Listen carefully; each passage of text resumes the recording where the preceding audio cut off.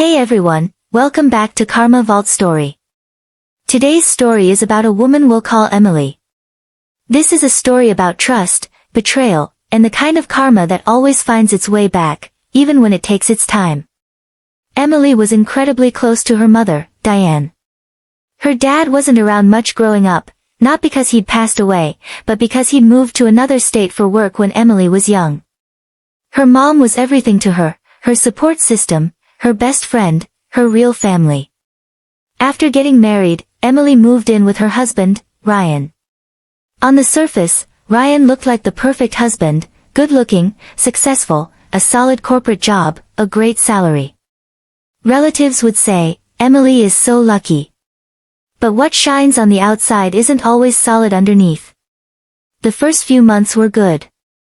But slowly, Emily started noticing that her mother meant absolutely nothing to Ryan. Every time Emily wanted to visit her mom, Ryan would get irritated. "Why does she need you so much?" became a regular comment. Emily brushed it off, because she believed that marriage requires compromise. But little did she know, that compromise would one day become her biggest test. Then came the news, Diane was seriously ill. Stage 4 cancer. Emily's world stopped. She started visiting her mom every chance she got, every weekend. Ryan grew more and more irritated by this. "Do you want to live your own life, or drown in your mom's illness forever?" Those were words Ryan actually said to her one day, and it broke her heart. But she had no idea the real storm was still coming. A few months later, one morning, a phone call changed Emily's world forever. Her mother was gone. In the next part, we'll see how Emily and her father prepare for the funeral, and how Ryan's true colors slowly start to show. After Diane's passing, the house fell into silence. Emily's dad, Mark, who had lived apart from the family for years, rushed back the moment he heard the news. Guilt and grief were written all over his face, because he knew he hadn't been there for his wife in her final years. Emily and Mark worked together to prepare for the funeral. Relatives, neighbors, friends, everyone started arriving. But there was one person who mattered most, and that was Ryan, Emily's husband. At first, Ryan showed up, but his attitude was ice cold. He kept checking his watch, like he was about to miss a meeting. When Emily said through tears, "Ryan, I need you right now," he simply replied, "I'm handling some work calls, don't stress about it." Hearing this, Mark's expression changed.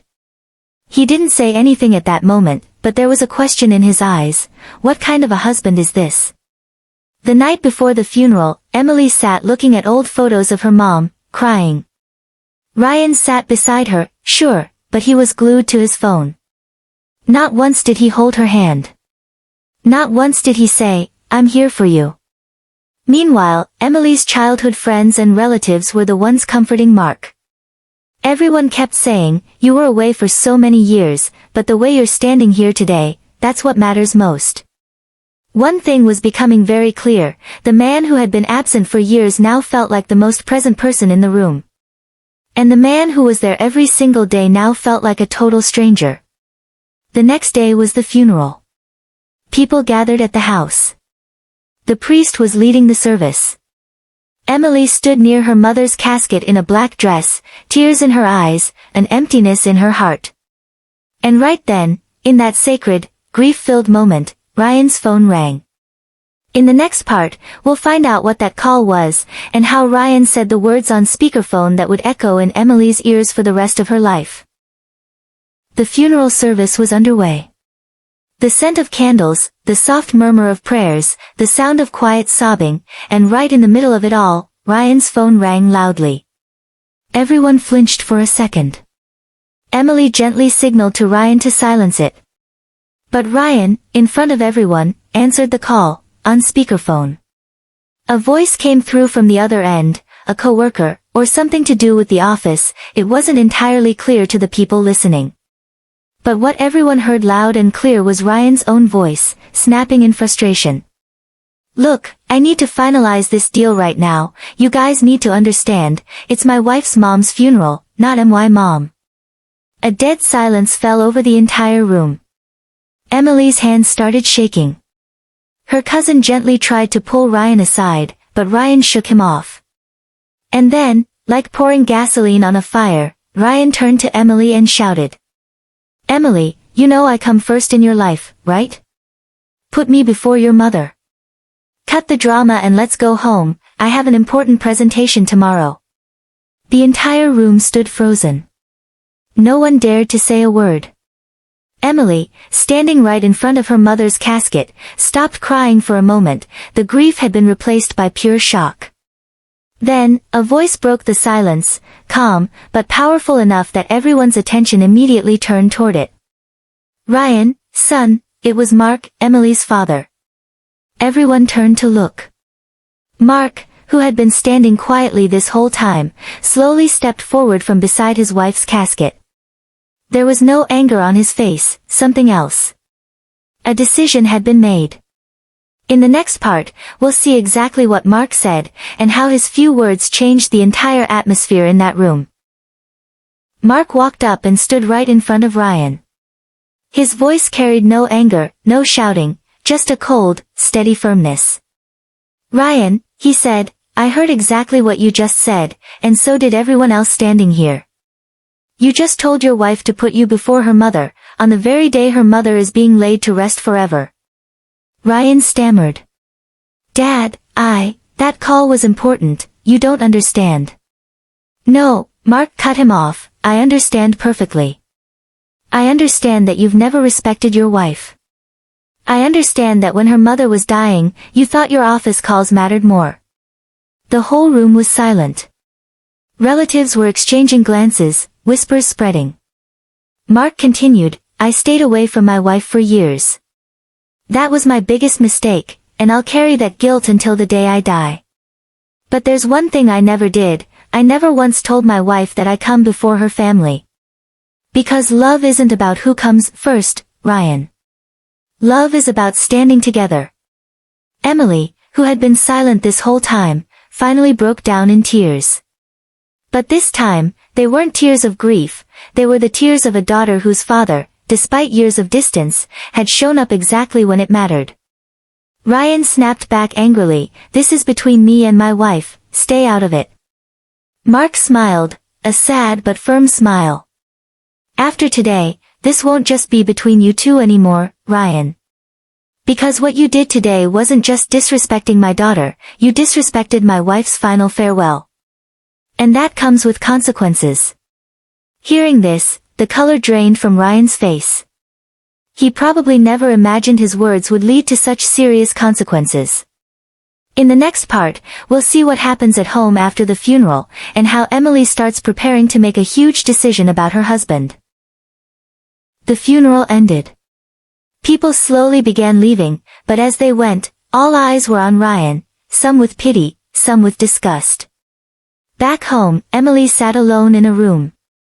One thing kept replaying in her mind, Ryan's words, "Put me before your mother."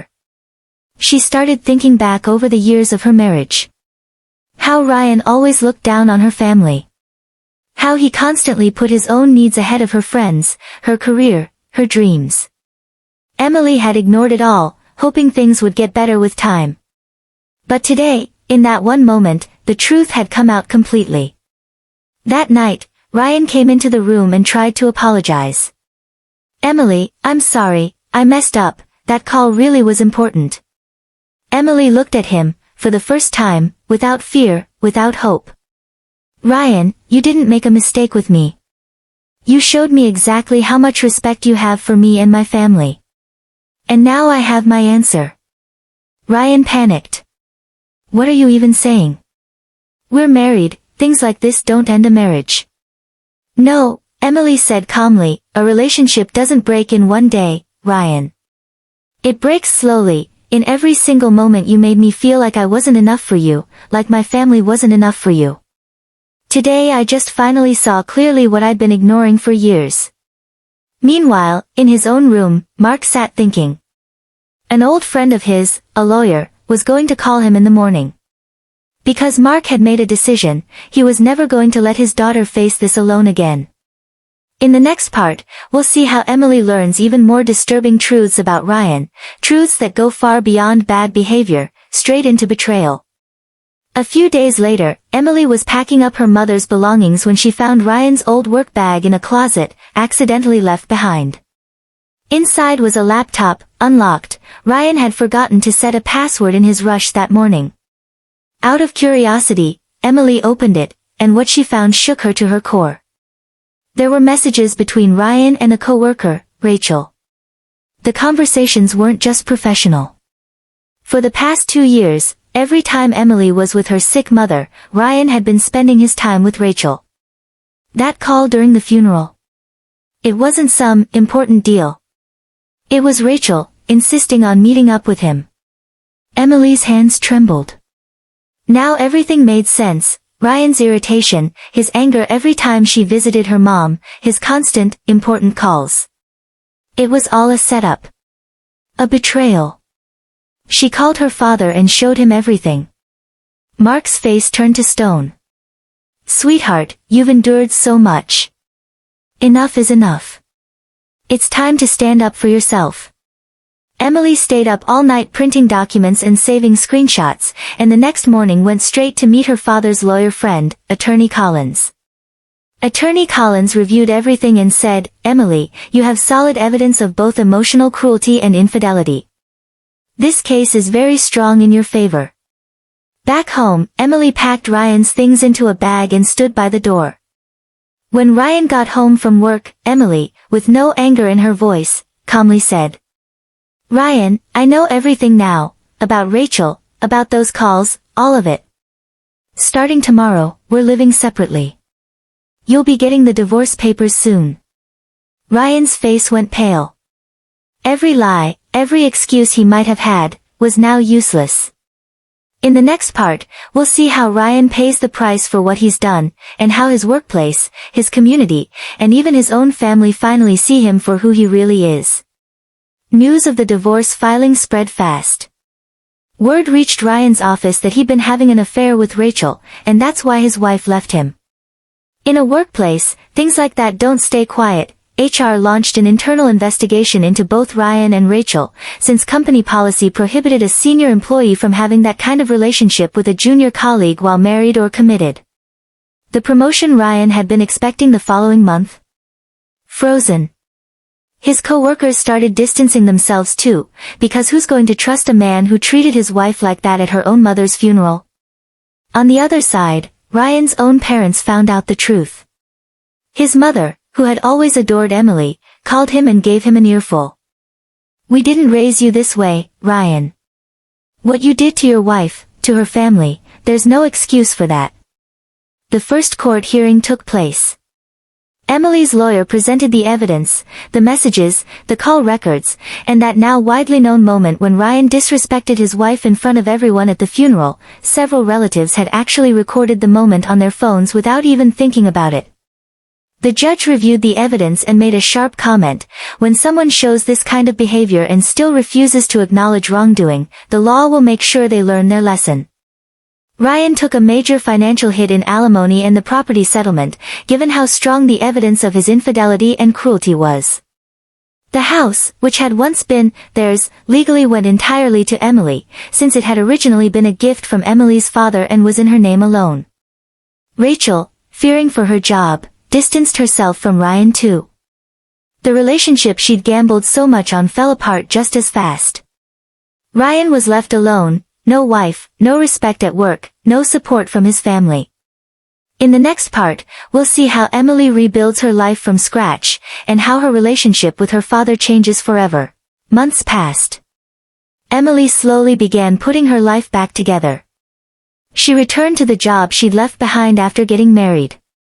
Bit by bit, she rediscovered herself, the Emily who never needed to live in anyone's shadow.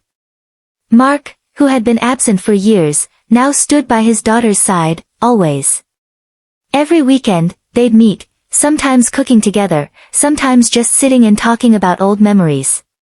Diane's memory lived in both their hearts, but now that memory wasn't pain anymore, it had become strength.